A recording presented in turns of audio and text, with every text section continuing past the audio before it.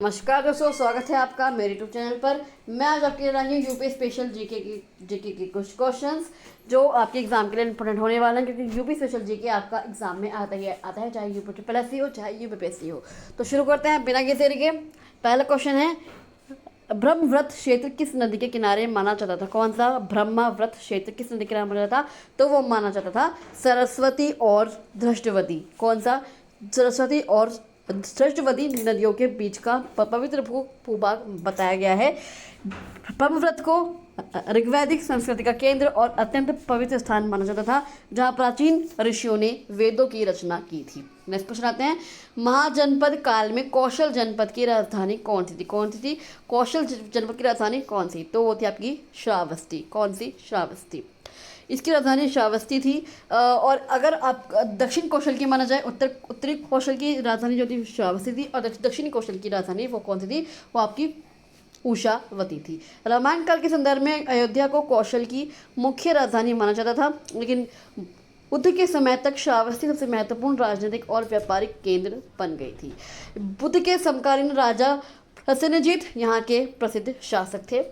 Next question आता है, प्रयाग जो प्रयागराज है किस कारण प्राचीन काल से प्रसिद्ध है? किस कारण प्राचीन काल से प्रसिद्ध है? क्योंकि यहाँ पर त्रिवेणी का संगम होता है। प्रयाग की प्रसिद्धि का सबसे बड़ा कारण गंगा, यमुना और अदृश्य सरस्वती नदियों का संगम है। इसे तीर्थराज कहा जाता है। हिंदू धर्म में ऐसी मान्यता है कि यहाँ स्नान करने सभी पापों से मुक्ति मिल जाती है। कौन सी? गंगा, यमुना और सरस्वती। प्रयाग विश्व के सबसे बड़े धार्मिक जमावड़े कुंभ मेले के 4 मुख्य स्थानों में से एक है।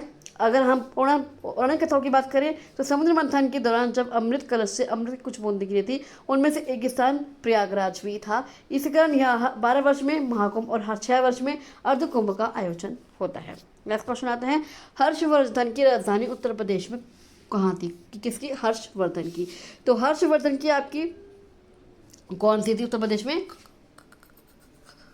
कन्नौज में। कहाँ थी? सम्राट हर्षवर्धन की राजधानी उत्तर प्रदेश के कन्नौज शहर में थी। हर्षवर्धन के राजा बनने से पहले उनकी पुष्पीय भूति वंश की पारंपरिक राजधानी धानेश्वर थी। अपनी बहन राजश्री के राज्य को सुरक्षित करने और शासन व्यवस्था को सुदृढ़ बनाने के लिए उन्होंने अपनी राजधानी कन्नौज स्थानांतरण कर दी थी। हर्षवर्धन ने कन्नौज में एक विशाल धार्मिक सभा का आयोजन किया था, जिसकी अध्यक्षता किसने की थी? हेन सांग ने की थी।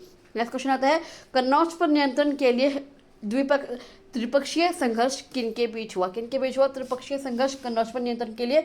वो हुआ आपका गुर्जर प्रतिहार, पाल वंश और राष्ट्रकूट वंश। किनके बीच? गुर्जर प्रतिहार, पाल वंश और राष्ट्रकूट वंश। हर्षवर्धन की मृत्यु के बाद उत्तर भारत में कोई केंद्र शक्ति नहीं बची थी। कन्नौज उस समय सत्ता और प्रतिष्ठा का प्रतीक बन चुका था। यह युद्ध लगभग 200 वर्षों तक रुक कर चलता रहा। लगातार युद्धों के कारण तीनों राजवंशों की सैन्य और आर्थिक शक्ति क्षीण हो गई, जिससे भारत की केंद्रीय शक्ति कमजोर हो गई। नेक्स्ट क्वेश्चन आते हैं, दिल्ली सल्तनत के दौरान उत्तर प्रदेश का कौन सा शहर प्रमुख प्रशासनिक केंद्र था?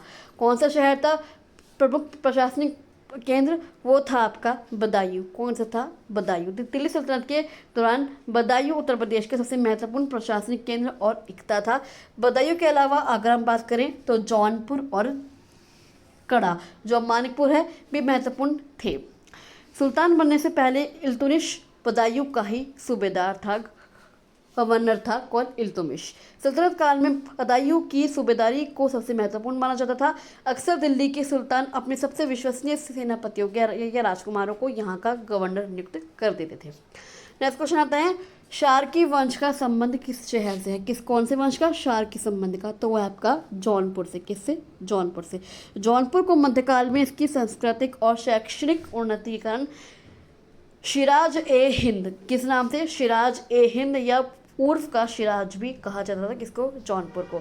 शार्की वंश की नींव मलिक सरवर ने 1394 में। यह आपका क्वेश्चन आ सकता है कि शार्की वंश की नींव किसने रखी थी? तो मलिक सरवर ने अब रखी थी 1394 ईस्वी में रखी थी। उसे दिल्ली के सुल्तान नसीरुद्दीन महमूद शाह ने मलिक उस शर्क की उपाधि भी दी थी। नेक्स्ट क्वेश्चन आता है, बाबर और इब्राहिम लोदी के बीच पहला पानीपत का युद्ध किस राज्य से संबंधित है? किस राज्य में हुआ पहला पानीपत का युद्ध बाबर और इब्राहिम का? वो हुआ आपका हरियाणा। किससे? हरियाणा। पानीपत का मैदान वर्तमान में हरियाणा का ही एक जिला है। उस समय इब्राहिम लोदी की सत्ता का केंद्र दिल्ली और उत्तर प्रदेश था। पानीपत का मैदान दिल्ली के बहुत निकट था, जिसे दिल्ली का प्रवेश द्वार भी माना जाता था। क्यों पानीपत में युद्ध हुआ? यह दिल्ली के काफ़ी करीब था। यहाँ का मैदान समतल था, जो घुड़सवार सेना और तोपखानों के लिए संचालन के लिए आदर्श था। यह उत्तर पश्चिम से आने वाले आक्रमणकारियों के रास्ते में पड़ता था। नेक्स्ट क्वेश्चन आते हैं, अकबर ने दीन इलाही की स्थापना कहाँ की थी? कहाँ की थी अकबर ने दीन इलाही की स्थापना? वो की थी आपकी फतेहपुर सीकरी। कहाँ पर? फतेहपुर सीकरी, उत्तर प्रदेश में की थी। अकबर ने 1575 में फतेहपुर सीकरी में इबादत खाना बनाया था, जहाँ यह विभिन्न धर्मों के विद्वानों के साथ चर्चा करता था। अब की थी ये भी आपका आएगा था, तो ये आएगा, ये आपकी की थी 1582 में। इस धर्म या विचार पद्धति की जो औपचारिक घोषणा की गई थी वो की गई थी 1582 ईस्वी में। इसी चर्चा और सभी धर्मों के मूल सिद्धांतों को समझने के बाद उसने दीन इलाही की शुरुआत की। क्या उद्देश्य था इसका? प्रमुख उद्देश्य था एक ऐसा साझा मंच तैयार करना जो सभी धर्मों, जैसे हिंदू हो गए, मुस्लिम हो गए, ईसाई हो गए, जैन हो गए, पारसी हो गए आदि के बीच के मतभेदों को कम कर सके और साम्राज्य में सुलह ए कुल यानी कि सार्वभौमिक शांति की नीति स्थापित कर सके। नेक्स्ट क्वेश्चन आता है, शाहजहां ने ताजमहल का निर्माण कहाँ करवाया? भैया तो बहुत ही नॉर्मल क्वेश्चन है, पर एग्जाम में आपसे आपके आएगा, ऐसे क्वेश्चन आते हैं। कहाँ करवाया था? आगरा में। क्या उद्देश्य था इसका? आगरा में ताजमहल बनवाने का उद्देश्य, शाहजहां ने इसे अपनी पसंदीदा बेगम मुमताज महल की याद में एक मकबरे के रूप में बनवाया था। इसका निर्माण कार्य कब हुआ? इसका निर्माण कार्य आपकी ये क्वेश्चन आ सकता है एग्जाम में, कब करवाया था? 1632। कब करवाया था? 1632 में ये कार्य शुरू हुआ, निर्माण कार्य, और पूरा होने में लगभग 22 साल लगे। कब लगे? 22 साल लगे इसे पूरा होने में।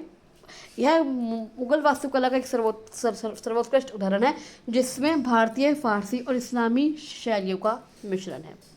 जो इसके मुख्य वास्तुकार थे वो कौन थे? आपके उस्ताद अहमद लाहौरी। कौन थे वास्तुकार मुख्य इसके? उस्ताद अहमद लाहौरी। नेक्स्ट क्वेश्चन आते हैं, 1857 क्रांति में बेगम हजरत महल का संबंध किस स्थान से था? किस स्थान से था बेगम हजरत महल का संबंध 1857 क्रांति में? वो था आपका लखनऊ। कहा था? लखनऊ। बेगम हजरत महल को अवध की बेगम के नाम से भी जाना जाता था। उन्होंने विद्रोह के दौरान जो भूमिका निभाई, क्या क्या भूमिका निभाई थी उन्होंने? जब ब्रिटिश ईस्ट इंडिया कंपनी ने कुशासन का आरोप लगाकर अवध को अपने कब्जे में ले लिया, तो उनके पति नवाब वाजिद अली शाह को कलकत्ता निर्वासित कर दिया। तब बेगम हजरत महल ने कमान संभाली थी। उन्होंने लखनऊ में अंग्रेजों के खिलाफ जबरदस्त विद्रोह का नेतृत्व किया। उनके नेतृत्व में क्रांतिकारियों ने लखनऊ स्थित ब्रिटिश रेजिडेंसी को घेर लिया था। मार्च 1858 में जब ब्रिटिश सेना ने भारी संघर्ष के बाद लखनऊ पर फिर से अधिकार कर लिया, तो बेगम हजरत महल ने पीछे हट गई और अंततः उन्हें नेपाल में शरण लेनी पड़ी। उनकी मृत्यु भी नेपाल की राजधानी काठमांडू में ही हुई थी। नेक्स्ट क्वेश्चन आते हैं, अलीगढ़ आंदोलन के संस्थापक कौन थे? अलीगढ़ आंदोलन के संस्थापक वो थे आपके सैयद अहमद खान। कौन थे? सैयद अहमद खान। यह 19वीं शताब्दी के उत्तरार्ध में भारतीय मुसलमानों के बीच एक प्रमुख सुधारवादी आंदोलन था। इसका मुख्य उद्देश्य क्या था? मुसलमानों में आधुनिक शिक्षा का प्रसार करना, विशेषकर जो अंग्रेजी और विज्ञान का प्रसार करना, और उनमें सामाजिक सुधार लाना था। उन्होंने साइंटिफिक सोसाइटी की स्थापना की थी ताकि अंग्रेजों के वैज्ञानिक ग्रंथों का उर्दू में अनुवाद किया जा सके। इस क्वेश्चन आता है, काकोरी कांड में प्रमुख क्रांतिकारी कौन थे? काकोरी कांड में प्रमुख क्रांतिकारी वो थे आपके राम प्रसाद बिस्मिल। कौन थे? राम प्रसाद बिस्मिल। ये काकोरी कांड कब हुआ था? 9 अगस्त 1925। कब हुआ था? 9 अगस्त 1925 में हुआ था। यह भारतीय स्वतंत्रता संग्राम की एक अत्यंत साहसिक घटना थी, जिसे हिंदुस्तान रिपब्लिकन एसोसिएशन के क्रांतिकारियों ने अंजाम दिया था। कौन कौन थे इसके क्रांतिकारी? इसके एक तो राम प्रसाद बिस्मिल हो गए, ये आपके मुखिया थे।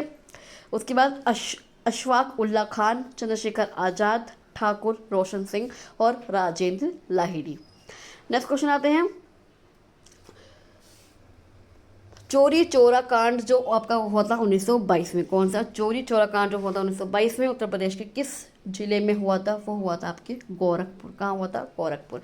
यह घटना कब हुई थी? यह घटना आपकी हुई थी 4 फरवरी 1922। कब हुई थी? 4 फरवरी 1922 में हुई थी, जिससे भारत स्वतंत्रता आंदोलन को की दिशा पूरी तरह बदल दी थी। क्या कारण था इसका कांड का? असहयोग आंदोलन के दौरान प्रदर्शनकारियों का एक बड़ा जत्था पुलिस की बर्बरता का विरोध कर रहा था। जब पुलिस ने भीड़ पर गोली चलाई तो आक्रोशित भीड़ ने पुलिस चौकी को घेर कर उसमें आग लगा दी। इस आगजनी में 22 पुलिसकर्मियों की मृत्यु हो गई। महात्मा गांधी अहिंसा के कट्टर समर्थक थे। इस हिंसक घटना से वे बहुत आहत हुए और उन्होंने 12 फरवरी 1922 को असहयोग आंदोलन को वापस लेने की घोषणा कर दी। नेक्स्ट क्वेश्चन आता है, उत्तर प्रदेश में होम रूल आंदोलन का प्रभाव किस शहर में प्रमुख रूप से देखा गया? कौन सा आंदोलन का होम रूल आंदोलन का प्रभाव किस शहर में देखा गया? तो वो देखा गया आपका इलाहाबाद में। कौन सा? इलाहाबाद में। इलाहाबाद उस आंदोलन का सबसे बड़ा केंद्र बनकर उभरा था।